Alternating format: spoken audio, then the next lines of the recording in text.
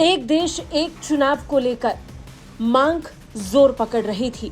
भारत सरकार ने वादा किया कि वो इस मांग को पूरा करेगी, चुनाव के खर्च को सीमित करेगी और एक देश में एक ही चुनाव हो ये पक्का करेगी।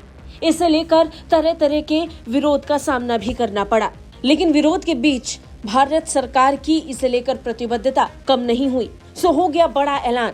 मोदी कैबिनेट ने वन नेशन वन इलेक्शन के प्रस्ताव को मंजूरी दे दी है। वन नेशन वन इलेक्शन के प्रस्ताव को मोदी कैबिनेट से जैसे ही मंजूरी मिल गई, वैसे ही अब ये संसद में पहुंचेगा। संसद के शीतकालीन सत्र में अब इसे पेश किया जाना है। बता दें, इस पर कोविंद कमेटी ने रिपोर्ट दी है। पूर्व राष्ट्रपति रामनाथ कोविंद के नेतृत्व वाली समिति ने वन नेशन वन इलेक्शन की संभावनाओं को लेकर रिपोर्ट मोदी कैबिनेट को सौंपी थी। इस रिपोर्ट में जो सुझाव दिए गए उसके मुताबिक पहले कदम के रूप में लोकसभा और राज्य विधानसभाओं के चुनाव एक साथ कराए जाने चाहिए। इसे लेकर मांग भी उठ रही थी।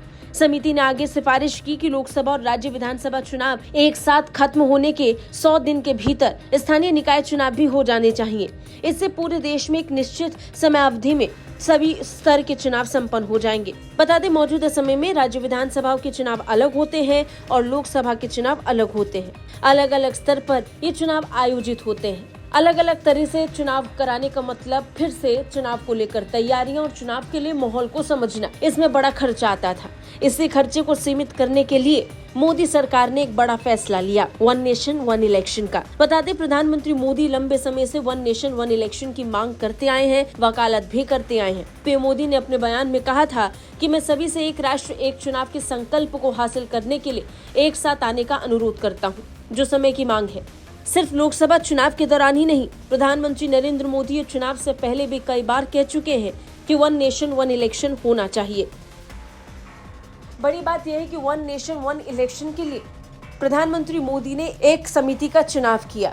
पूर्व राष्ट्रपति रामनाथ कोविंद की अगुवाई में एक समिति बनाई गई, जिसमें 62 राजनीतिक पार्टियों से संपर्क किया गया। इनमें से 32 ने एक देश एक चुनाव का समर्थन किया, जबकि 15 पार्टियां इसके विरोध में थी। वहीं 15 ऐसी पार्टियां थीं जिन्होंने कोई जवाब ही नहीं दिया। अब यहाँ खास बात यह है कि केंद्रीय एनडीए सरकार में बीजेपी के अलावा चंद्रबाबू नायडू की टीडीपी, नीतीश कुमार की जेडीयू और चिराग पासवान की एलजेपी बड़ी पार्टियां हैं। जेडीयू और एलजेपी ने तो एक देश एक चुनाव के लिए मंजूरी दे दी, लेकिन टीडीपी ने इस पर कोई जवाब नहीं दिया। अब देखना यह होगा कि जब वन नेशन वन इलेक्शन प्रस्ताव को मंजूरी देने के बाद अगली प्रक्रिया के तहत शीतकालीन सत्र में इसे पेश किया जाएगा, तो कौन इसके पक्ष में वोट डालेगा और कौन इसके खिलाफ। आपको क्या लगता है, कमेंट करके जरूर बताएं। ब्यूरो रिपोर्ट, भारत तक।